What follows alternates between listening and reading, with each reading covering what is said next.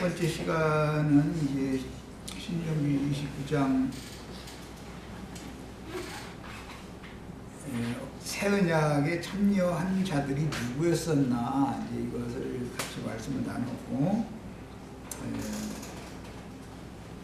2차 계수에 들어갔던 사람들이라는 것은 20세 이상 60세까지 계수를 했는데 전쟁에 나갈 만한 자를 계수를 했는데 이스라엘 백성들이 총수를 계산을 하면서도 나머지는 숫자에 넣지를 않고 군대에 나갈 만한 사람만 숫자에 넣었습니다. 그러니까 이제 그런 거에 대해서도 이해가 필요하고 이제 군대로 나갈 만한 사람들이 이스라엘 전체 백성들이 대표자들이다라는 걸 알 수가 있는 거죠. 그 다음에 오늘 말씀을 그 12절에 보면 네 하나님 여호와의 언약에 참여하며 그 다음에 여호와께서 오늘 네게 하시는 맹세에 참여한다 이렇게 두 가지 언약에 참여하는 문제와 맹세에 참여하는 문제가 제시가 됐어요. 여기 언약에 참여한다 할 때 참여한다 할 때 그 아바르라는 용어는 원래 분할하다 쪼갠다 그 다음에 통보하다 넘어가다 그런 뜻이 있는 용어로서 이것은 원래 고대 사회에서는 두 부족 사이에 동맹을 맺는 언약을 체결할 때 언약의 당사자들이 그 언약을 담보하기 위해서 짐승을 잡아가지고 이렇게 반으로 이렇게 나눠 놓고 나서 그 두 언약을 맺는 족장이 그 쪼갠 고기 사이를 이렇게 지나가면서 맹세를 했어요. 뭐냐면 우리가 이 경계선을 지나서 당신의 부족이 살고 있는 것에 절대로 침략하지 않을 것이고 당신도 당신의 부족이 이 경계선을 지나서 우리의 부족이 사는 지역을 절대 침략하지 않는다라는 것을 서로 이제 맹세를 해요. 이런 것이 발전해서 오늘날 국가 간의 조약 체결을 한다고 그러죠. 한미 군사동맹 뭐 이런 거 이것이 다 조약 체결에 의해서 되는 거예요. 이런 원리에서 나온 이제 말이기 때문에 언약에 참여한다 또는 맹세에 참여한다라고 하는 것은 같은 개념을 강조하는 말로서 이 맹세에 참여한다라는 말이 원래 알라라고 하는 이 용어 여기 이제 맹세에 참여한다 아까 그 언약에 참여한다라는 것은 아바르라는 용어를 쓰고 맹세에 참여한다라는 용어는 그 알라라는 용어를 쓰는데 이것은 원래의 뜻은 저주, 증오, 서원, 맹세 그런 뜻이에요. 그러니까 두 사람이 언약 체결을 해서 두 부족 간에 언약 체결을 해서 맹세로 언약 체결을 할 때 맹세는 무슨 맹세로 하냐면은 만약에 내가 또는 당신이 이 맹세의 언약을 위반을 하는 경우에는 짐승이 둘로 쪼개진 것처럼 당신을 이렇게 완전히 저주를 이제 둘로 찢어 죽이는 것은 이제 그때 당시 저주 중에서도 가장 큰 저주로 봤기 때문에 이게 양편으로 이렇게 둘로 쪼개놓는 재물을 놓음과 동시에 짐승이니까 목이 따로 잘라줘야 되고 네 발이 따로 각을 쳐줘야 되는 거예요. 이제 그런 원리에서 번제 제물을 준비할 때 꼭 그렇게 언약 체결을 하는 원리에 따라서 각을 쳐서 제단에다가 태웠던 거예요. 그런 식으로 이와 같이 형벌 중에서도 사람을 두 다리와 양 팔을 힘센 말에게 이렇게 결박시켜 가지고서 끌게 만들어 가지고 사지를 이렇게 찢어 죽이는 형벌이 제일 큰 형벌이었었어요. 고대에는 이제 그걸 이제 육신을 내서 죽인다 그렇게 표현을 했죠. 이와 같이 보복을 당한다. 그것을 맹세로 약속을 하는 거예요. 그래서 언약의 맹세나 그 언약에 참여하는 문제나 맹세에 참여한다라는 말은 개념이 그런 개념인 것을 아셔야 돼요. 이게 새 언약을 맺는다. 이 새 언약의 맹세의 언약에 이 새 언약 백성들이 참여한다 라는 말은 예수님과 우리 사이가 화목하게 되는 관계를 유지하게 하기 위해서 예수님이 중재자가 되어져 가지고 하나님과 우리 사이를 이렇게 화목해 하는 거예요. 이것을 예수 그리스도 이름으로 맹세하는 거예요. 하나님은 말씀에 이미 맹세해놨고 아브라함과 이삭과 야곱에게 말씀으로 언약을 맹세했고 우리도 똑같은 약속, 맹세의 약속을 하나님이 받아야만 언약 체결이 된단 말이에요. 이제 이것은 이제 신약의 용어로는 복음을 들으면 영으로 깨닫고 나서는 마음에 믿어졌으면 입으로 시인을 하라 그렇게 되어 있어요. 믿고 시인하는 자는 구원을 받는다 이렇게 되어 있죠. 그러니까 믿음만 가지고서는 되는 게 아니죠. 시인을 해야죠. 그래야 약속이 딱 상호간에 체결이 돼야 되니까 시내산에서의 그 첫 언약을 체결할 때는 우리가 이 모든 말씀을 다 준행하겠습니다라고 시인을 했죠. 그렇게 하는 거예요. 새 언약도 마찬가지단 말이야.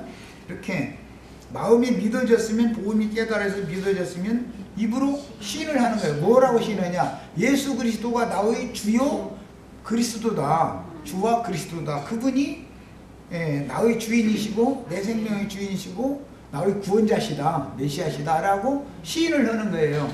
자, 이것이 언약 체결에 대한 구약시대의 율법의 실현인 거예요.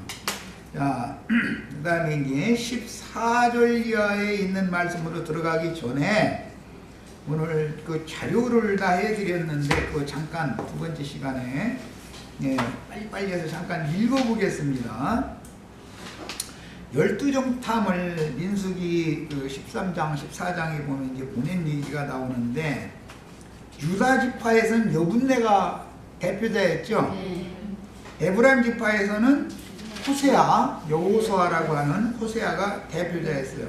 그 두 사람은 살아서 가나안 땅에 들어갔죠. 새 언약 백성들과 함께 들어간 거예요.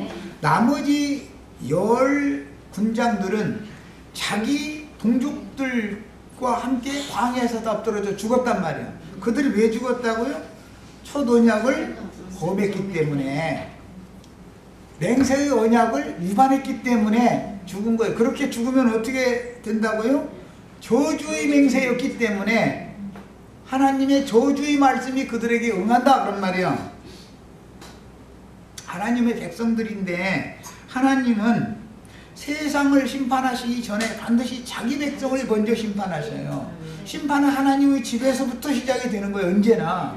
그런데 기독교인들은 이 사실을 안 믿죠. 예배당에 오니 하나님이 집에 왔으니까 우리는 다 구원 받았나이다 이것만 주장하고 있죠. 그런데 그게 아니다 이거예요. 오늘 말씀에 의하면 나는 결단코 그런 자들을 사하지 않는다.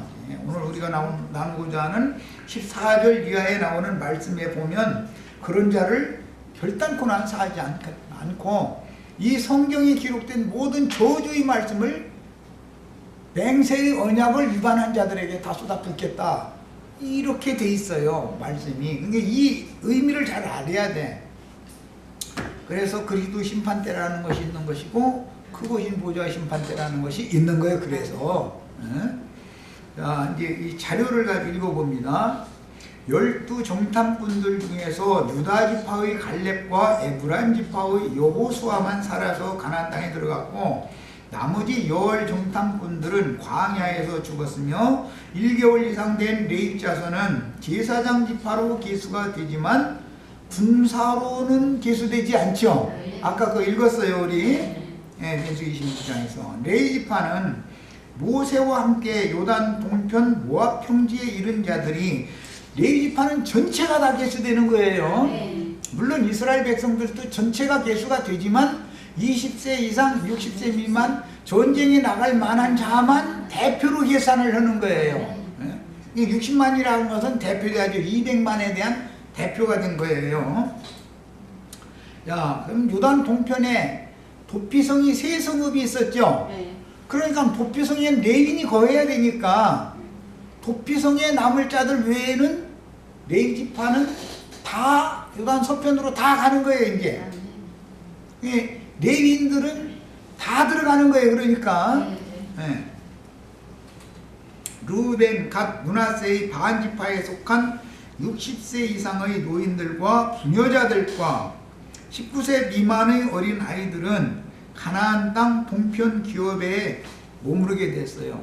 두 지파 반 중에서도 애굽의 일을 다 본 사람들도 여기 포함이 됐죠. 그런데 1차 계수에 군대로 계수가 되지 못했던 사람들이니까 좀 그때 당시로 볼 때는 가치가 별로 없는 사람이라고 인정된 자들은 오히려 살아남았다 이거 말이야. 그때 당시 아주 가치가 있다고 판단한 사람들은 오히려 광야에서 죽었다 그 말이에요. 지금 내가 하는 말을 잘 이해를 하셔야 돼요. 이 문제를 모르면 하나님의 경륜을 설명할 수가 없어요. 세상에도 돈풍이라도 있고 지식이라도 좀 많고 뭐 이런 사람들은 교회 중에는 많지 않죠.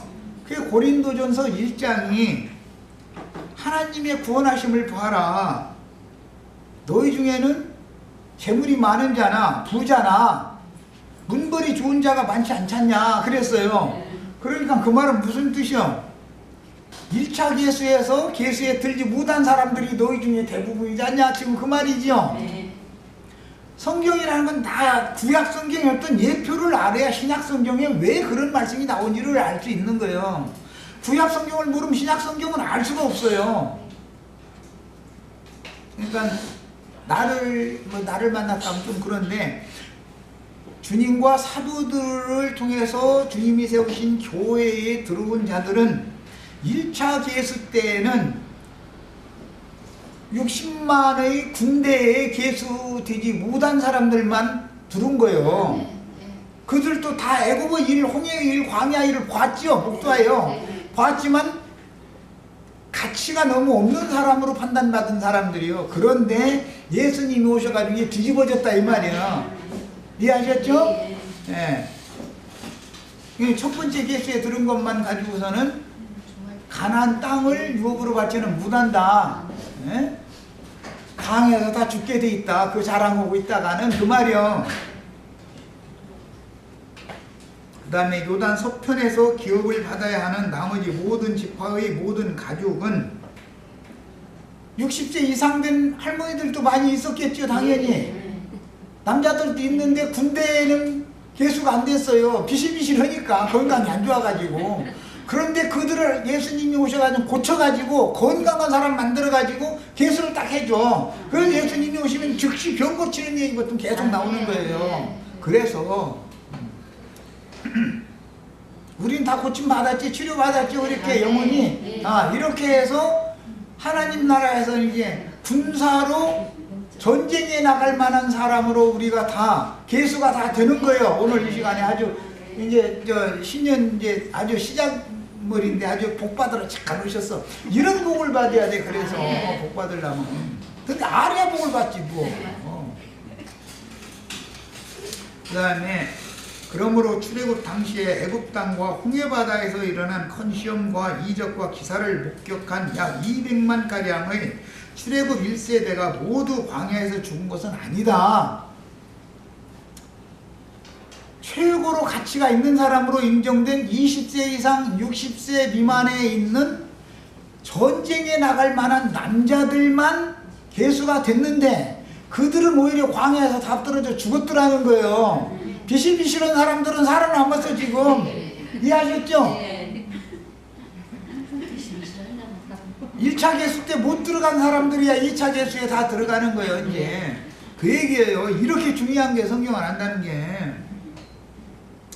그래서 그 당시 20세 이상 60세 미만의 징집 대상이었던 이스라엘 군대로서 요단 동편 정복 전쟁을 수행하기까지 살아남지 못하고 광야 노중에서 죽은 자들은 시내산 언약을 불순종한 자들이다 이런 말이에요. 첫 언약 때 범한 죄를 속해 주시려고 예수님이 오셔서 죽은 거죠. 그 당시의 이스라엘 군대를 대표하는 12정탐 중에서 10정탐들이 광야에서 죽었으므로 가나안 땅에 들어가지 못하여 후세의 경계거리가 되었습니다. 그 다음에 12정탐들은 이스라엘 군대의 대표자들로서 보내심을 받았으므로 보내심을 받은 12정탐들 중에 보내심을 받았다라는 말은 신약에서는 사도라고 그래요. 사도들이라는 말은 보내심을 받았다 그런 뜻이요. 예수님이 최초에 세상으로 보내심을 받았죠. 자기 땅 자기 백성들에게. 그런 것과 같은 뜻이에요.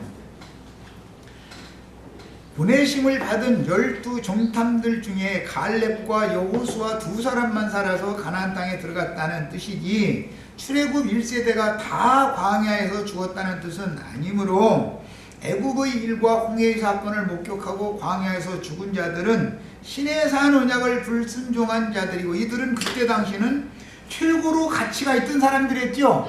값이 제일 비싼 사람들만 죽은 거예요. 값이 별로인 사람들은 살아남은 거예요. 지금 많이 200만이 다 죽었다는 말이 아니기 때문에 이걸 잘 그래서 성경 읽을 때는 여호수아와 갈렙에는 살아 들어간 자이 없다 이 말만 주장하다가는 그 함정에 빠진단 말이에요. 그 속에 감춘 말씀을 깨달아야 되는데 요단 동편의 모압 평지에 이른 자들 중에는 애굽에서 있었던 큰 시험과 이적과 기사를 목격한 자들이 노인 세대로 살아서 신세대와 함께 새 언약 말씀을 받았던 것이고 모압 평지의 2차 계수에 들지 못한 60세 이상은 아무리 권장해도 군대로 징집을 않지요.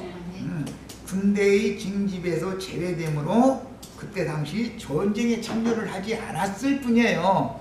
그러나 지난 시간에 말씀드린 것처럼 후방에 부모님들이 있어야 전방에 나간 청년들이 목숨을 안 아끼고 전쟁을 수행할 수 있죠. 후방이 적국에 이미 먹혀버렸으면 전쟁을 필요가 있어요? 없어요? 전쟁을 해 뭐해? 내 목숨만 아깝지. 이런 이치를 알아야 된단 말이에요. 그래서 세상에서도 나라를 잃으면 모든 것을 다 잃는 거예요. 사실은 나라를 잃으면.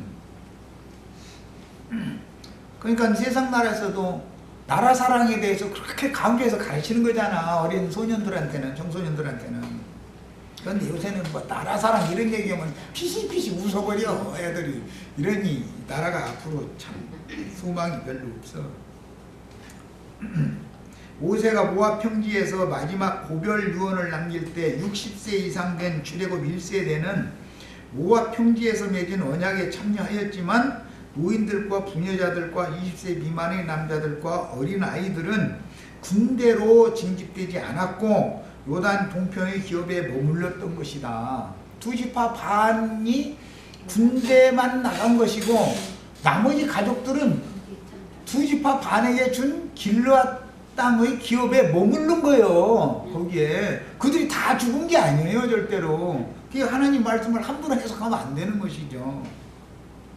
자, 그러면 두 지파 반이 먼저 기업을 받아가지고 가나안 땅에 머무른 것은 예루살렘 교회로 실현이 된다 그런 말이에요. 예루살렘 교회는 혈통적으로는 다 아브라함의 자손들이지요. 그런데 아브라함 자손 중에서도 예루살렘 지도자들이나 각지 회당의 지도자들과 그들에게 완전히 부속된 자들은 다 예수님에 의해서 지옥 판결을 받아서 멸망에 들어가 버리고 그 사람들이 볼 때는 하찮게 여기던 사람들만 살아남아가지고 예루살렘 교회에 가입되게 됐다 그 말이요. 그러니까 교회는 천국이고 하나님 주님의 나라인데 교회 비밀을 알아야 돼. 교회를 모르면 성경을 아는 사람이 아니에요. 이 사람은. 예. 그래서 외모로 보면은 가치 없는 사람들만 교회에 모이니까 교회가 주님의 나라다 그럼 애게게 해도 그것은 외모로 보기 때문에 그런 것이다. 외모로 볼 때 가치가 있는 사람들은 주님의 교회에 들어올 자격 자체가 없는 거예요. 그들은 각지 회당이나 예루살렘 성전에 모여서 율법 제사를 드리다가 망하게 돼 있단 말이야. 이해하셨죠? 이제 말하고자 하는 의도를. 이것이 성경이 말하고자 하는 의도예요. 이 신명기 29장이 말하고자 하는 의도예요. 항상 성경은 12정탐꾼이나 12지파의 우두머리들을 대표자로 말하는 것입니다. 구약의 12지파는 신약의 12사도들에 대한 상징이란 말이에요. 예표인 것이죠. 애굽에서 있었던 일과 홍해의 기적을 목도했던 출애굽 1세대들 중에서 요단 동편 정복 전쟁에 참여했던 자들이 모세의 죽음을 앞둔 시점에, 이것은 요한의 죽음은 모세의 죽음을 실현하는 것이죠. 이스라엘 총회의 수령과 장로들과 지도자들이 되어, 그 1차 개수 때는 비실비실해가지고 60만 중에 들어가지도 못하던 늙은 사람들이, 오히려 비실비실하던 사람들이 이스라엘 총회의 수령, 장로, 지도자들이 됐더라는 거예요. 그러니까 신약 교회에 사도들과 선지자들과 장로들이 예루살렘 교회에 있었다고 그러죠. 그들은 다 누구예요? 유대교 지도자들이 볼 때는 비실비실하는 사람들이었죠. 가치가 별로 없는 사람들이었어요. 그래서 유대교 지도자들이 대제사장과 유대교의 서기관과 율법사, 이런 사람들이 예수님 보고도 그랬고, 베드로 보고도 그랬고, 저가 본래 학문 없는 무식한 자인데 어디서 이런 지혜가 나오냐, 이렇게 판단했더라는 거예요. 알고 보니까 자기네들은 가치가 있는 자라고 스스로 판단하고 있고, 주님이 택한 신약의 사도들은 가치가 없는 자들이라고 판단했더라는 거예요. 그런데 알고 보니까 예수님 보시기에는 이게 반대더라는 거예요. 지금 이것을 이게 얼마나 큰 비밀인지 몰라요. 주님의 교회에는 세상의 부한자들이나 문벌 좋은 자들이 많이 들어오게 돼 있지가 않아요. 그들은 세상 사람들이 볼 때 가치가 있는 사람들로 보는 사람들이기 때문에, 교회에 그런 사람들이 뭐 아주 없을 리는 없지만 들어와도 문제를 일으킬 소지가 상당히 많기 때문에, 요주의 인물이요. 저 오늘날 군대에서는 그 뭐라고 하는데, 문제거리를 일으킬 만한 사람들, 예? 관심병사예요. 관심병사. 예, 관심병사가 된다는 것은 저 지체가 언젠가 문제를 일으킬 소지가 있다라고 본다라는 말이죠. 그게 나는 이런 걸 이미 알고 있기 때문에, 어떤 사람들 이제 보면은 관심병사로 봐, 관심병사로. 그러니까 서로가 부딪혀 쌓는 거예요. 아니, 나도 뭐 그 사람들 하자는 대로 이렇게 비유 맞춰주고 그러면 뭐 나도 좋지. 입신상에 뭐 동풍이라도 생길 수도 있는 일이고, 뭐 매주 몇 번씩 맛있는 음식 사준다는데 싫다고 할 필요가 뭐가 있어. 그런데 그게 관심병사를 보여야 되는데, 지휘관이면 부대를 전체를 다 책임을 져야 되는 거 아니야. 그런데 관심병사한테 오히려 미혹당해버리면 뭐가 돼? 그게 전투수행이 되겠어? 그런 놈의 군대가? 이런 이치를 알아야 된다. 이거 성경을 인도하는 사람이 성경을 알아야 돼. 그래서 기본적으로 저 군대에서 또 관심병사 이렇게 또 그렇네. 요단 서안으로 건너간 나머지 지파에도 당연히 출애굽 1세대가 당연히 섞여 있겠죠. 누구만 섞여 있어요? 관심병사들만 섞여 있는 거예요. 지금. 그런데 광야에서는 관심병사였는데, 광야에서는 20세 이상으로 오히려 속생명은 더 건강하게 자랐고, 외모로 볼 때는 가치가 있던 사람들은 엎드러져 죽어버렸더라는 거예요. 이해하셨죠 이제? 네. 이게 한참 하나님 비밀이에요. 이게 아주. 레위지파와 함께 군대로 징집되지 않았던 청소년이나 유아들, 그리고 부녀들, 그 다음에 늙은 할아버지들이요. 그 사람들은 60세가 넘어가지고 비실비실해서 1차 계수에 들어가지도 못하던 사람들인데, 광야에서는 애굽의 떡과 물을 단식시키고 하늘이 내려주시는 참떡과 신령한 음료를 먹고 마시더니 속사람이 강건해져 버렸다는 거예요.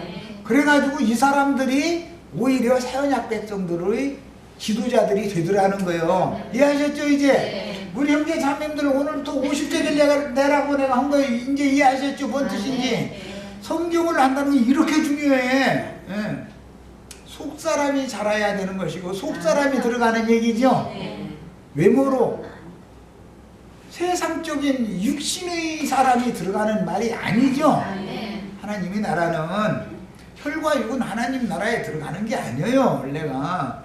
그런데 세상 쪽에 광야 교회 생활을 하다 보면은 혈과 육으로 그 사람이 가치가 있는 사람이냐 없느냐 이것을 외모로 자꾸 판단한다 이거예요. 사람의 가치를. 저 사람은 50세겔 가치가 있으면 돈 부자 밑단 소리고 좋은 직장 가졌고 육신적으로도 건강하고 뭐 이제 이런 걸 본다는 것이죠. 그러나 하나님은 속 사람의 상태를 보지 외모로 사람을 판단하시지 않는다고 말이요. 이제 이해하셨죠?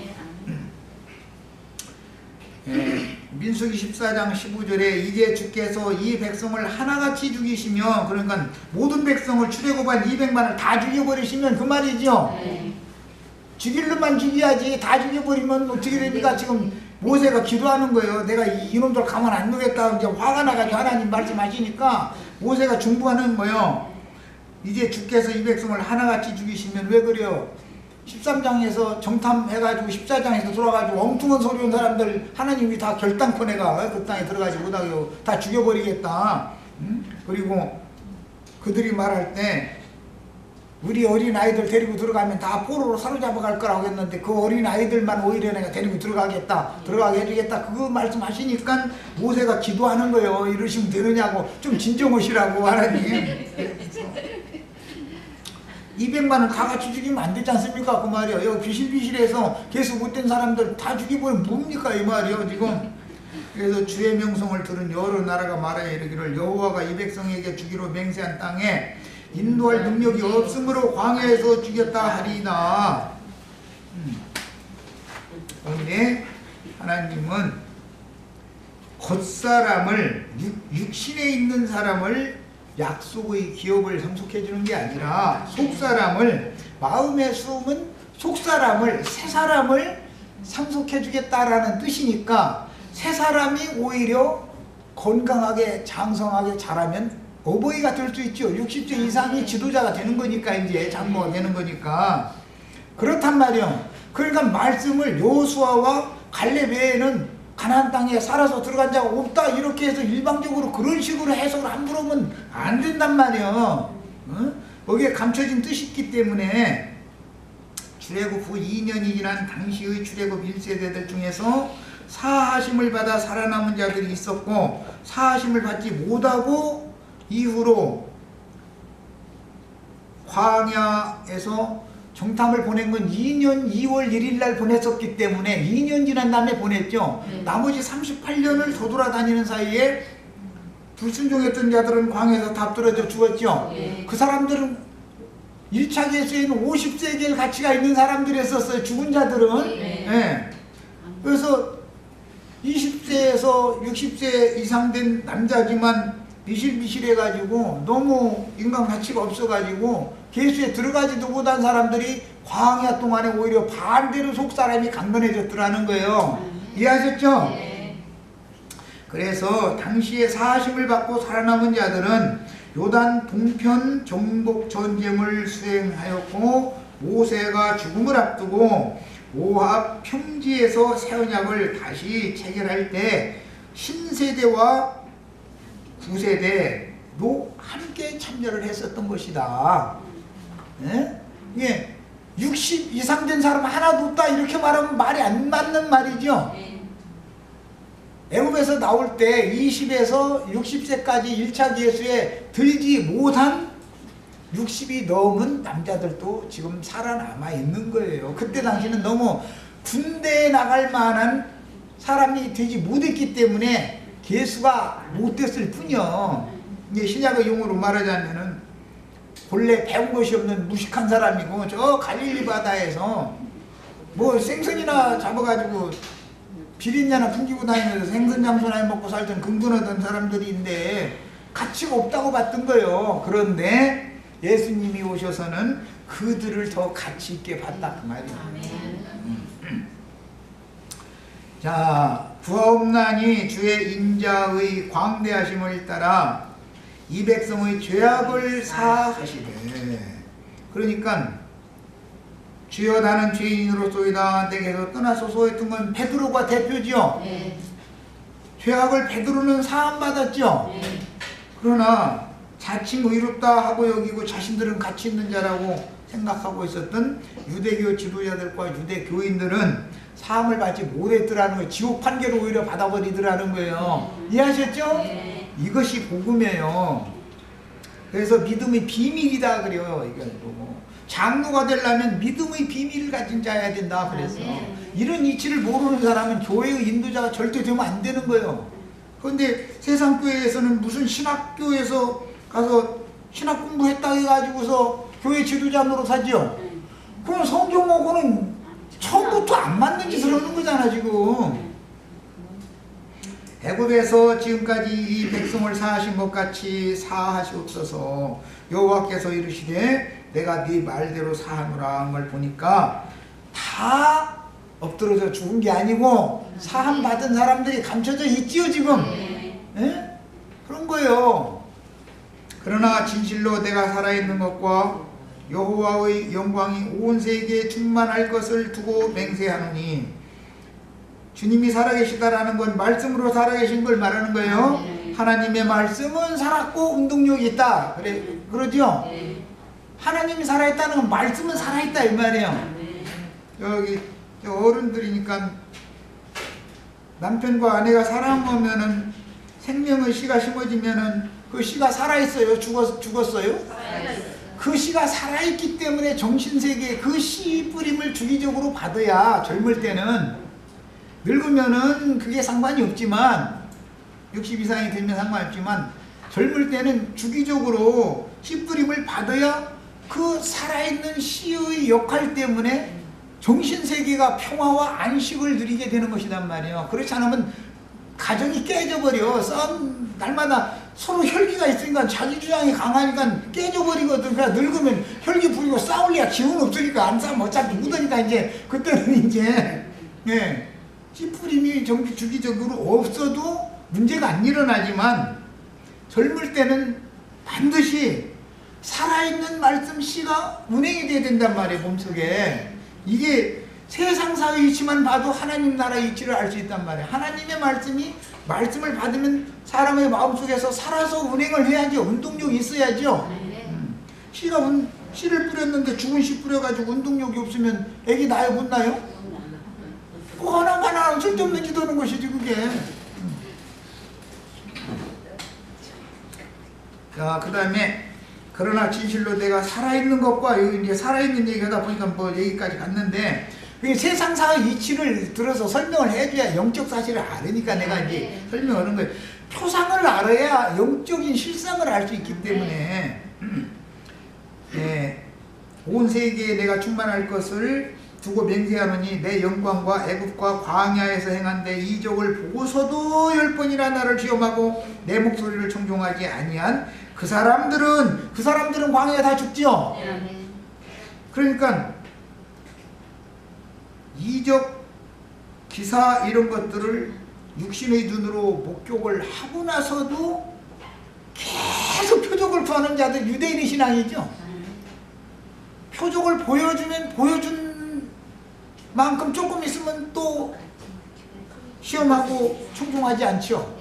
다른 표적 또 보여달라고 그러죠.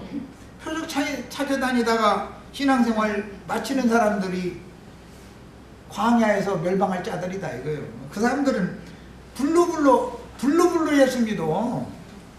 성령의 바람이 불 때 막 불같이 오신다 했다고 불로만 찾아. 바람으로도 왔다 했어요. 바람으로 불러 하든지 불로 바람으로 하든지 뭐 두 가지가 있으면 두 가지 다 해야 되는데 왜 불로만 하는지 모르겠어. 그것도 난 신기해. 그 사람들이 원하는 불은 지옥불이죠.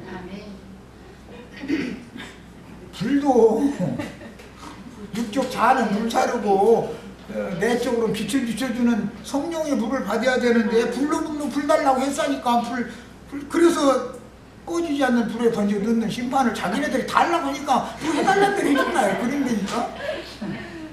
근데 불로도 조심해서 하셔야 돼. 민수기 14장 이제 29절입니다. 너희 시체가 이 광야에 엎드러질 것이라. 가치 있다고 여기던 자들 1차 계수 때 그 사람들은 다 죽는 거예요. 너희 중에서 20세 이상으로 계수된 자는 누구죠? 싸움에 전쟁에 나갈 만한 자들이었죠. 그런데 계수가 됐는데 나를 원망한 자가 됐다 이거예요. 그들은 전부가 광야에서 엎드러져 죽고 여분네 아들 갈렙과 눈의 아들 여호수아만 가나안 땅에 들어간다 이렇게 돼 있어요. 그러니까 출애굽을 한 200만의 모든 백성이 다 광야에다 죽었다는 말은 아니에요. 네. 군대로 계수가 되어지고 나서 원망불평하고 불순종한 자들만 광야에서 죽는 거예요. 최고의 가치가 있다고 판단받은 사람들이었어요. 그들은. 그러나 하나님 보시기에는 그것이 진짜로 가치가 있는 게 아니더라는 거예요. 육신적으로 신앙이 좋다고 떠들어 쌓는 것이 진짜 가치가 있는 게 아니다. 천국에서는. 그 말이에요. 자, 31절 너희가 사로잡히겠다고 말하던 너희 유아들은 내가 인도하여 드리리니 그들은 너희가 싫어하던 땅을 보려니와 너희의 시체는 이 광야에 엎드러질 것이요 너희의 자녀들은 너희 반역한 죄를 지고 너희 시체가 광야에서 소멸되기까지 40년을 광야에서 방황하는 자가 되리라. 이 광야에서 방황하는 신앙생활을 한 것은 사도행전 7장에 보면 우상숭배 신앙이었죠. 여호와 하나님께 한 번도 제사한 일이 없었었다는 거예요. 하늘 별 신을 섬기고 랩판의 신을 섬기는 짓을 하고 금송아지 우상 숭배를 하는 짓거리들을만 했다는 거예요. 그런데 이런 이치를 너무 몰라. 그런데 세상 교계에서는 그런 사람들 중에서 세상에서 뭐 가진 거 뭐 있는 사람들이 최고 가치가 있는 50세겔짜리지요. 네.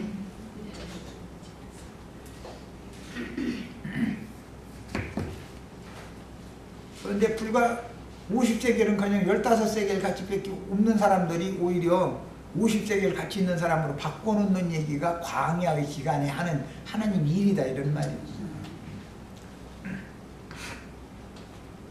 자, 그 다음에 자 이제 저 아래로 내려갑니다. 그러므로 여호수아와 갈렙 외에는 살아서 요단을 건너 가나안 땅에 들어간 자들이 없다고 가르치는 말씀을 단순하게 읽지 말아라.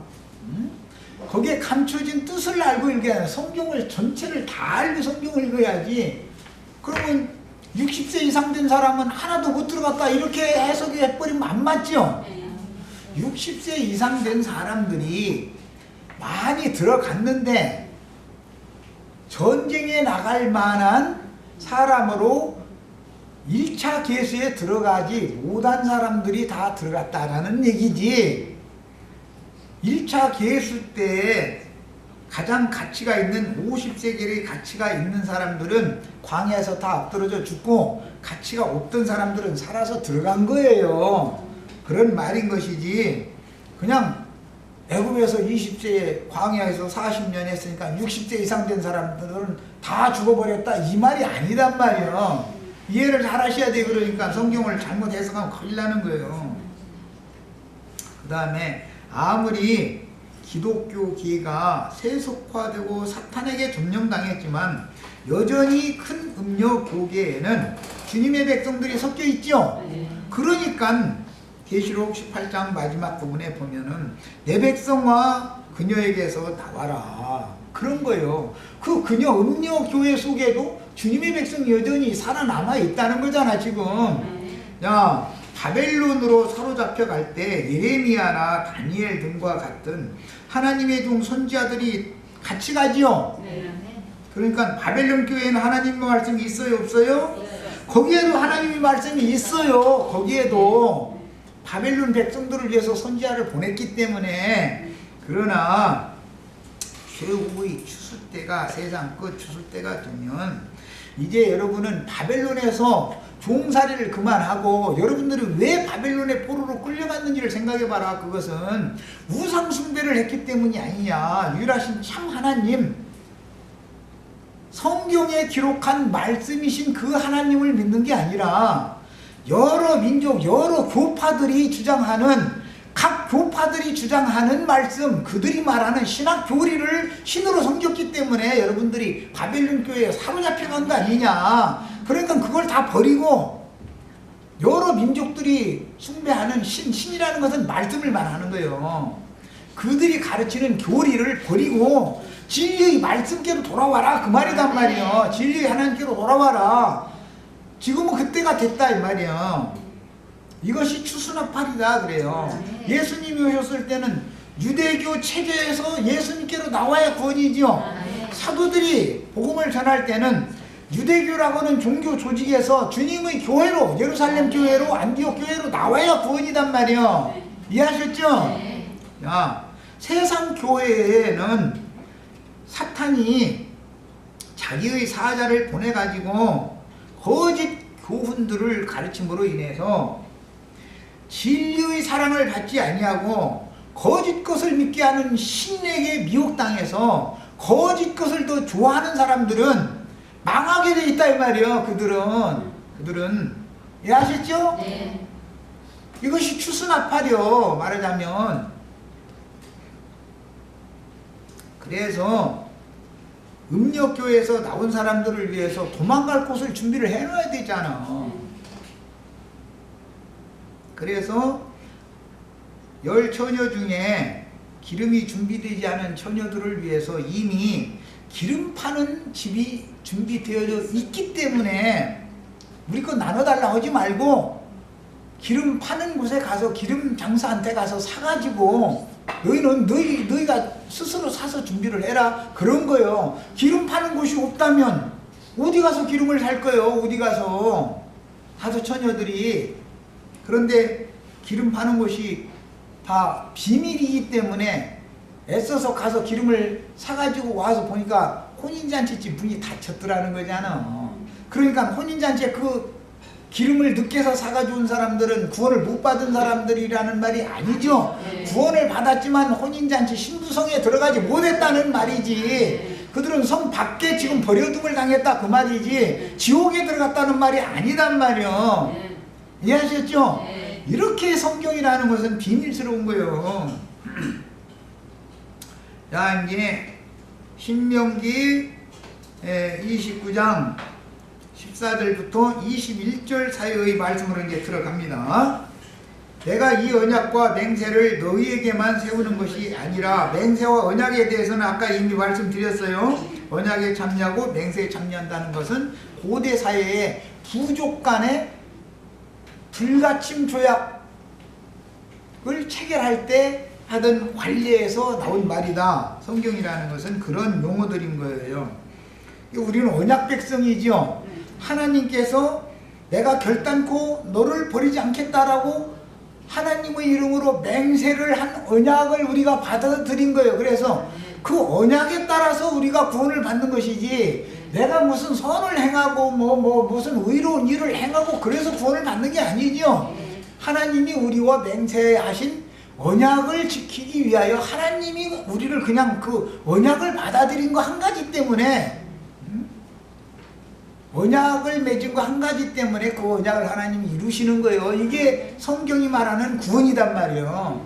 그러니까는 뭐 예배당에 뭐 다니면서 뭐 좋은 일도 많이 하고 뭐 십일조물도 많이 내고 선교금도 많이 내고 뭐 그런 걸 하지 말라는 게 아니라, 그런 것 때문에 그것이 구원의 조건이 되거나 천국의 상급을 받는 조건이 되는 게 아니다 이 말이요. 천국의 상급을 받는 조건은 속사람이 장성하게 자라야 되는 조건인 것이지, 뭔 선한 일을 행했느냐 안 했느냐가 조건이 되는 것도 아니요. 이해하셨죠?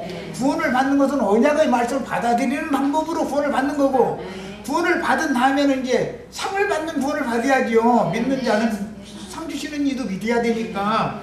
상을 받는 것은 속사람이 장성하게 자라서 하나님 나라의 군대로 편성될 수 있는 수준이 되었느냐에 따라서 상을 받는 문제인 것이지, 무슨 좋은 일을 했느냐 안 했느냐 그래서 결정하는 게 아니다. 그게 구원관도 다르고 상 받는 관도 지금 기독교계에 가르치는 거는 성경과는 너무 다른 얘기를 하고 있죠. 두 번째 시간 여기까지 해서 마칩니다.